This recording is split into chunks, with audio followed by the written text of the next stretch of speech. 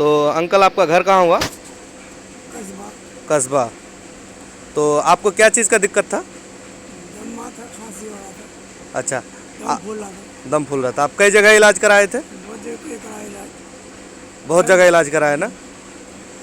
हाँ, हाँ। तो हमारा दवा खाने के बाद आपको कितना आराम लगा? बहुत रिलीफ हुआ। बहुत रिलीफ हुआ ना? हाँ, हाँ। और आप कैसे खांस रहे थे, थोड़ा सा बोलिए। बहुत वो खाते खाते मेरा दम चला जाता था। हाँ।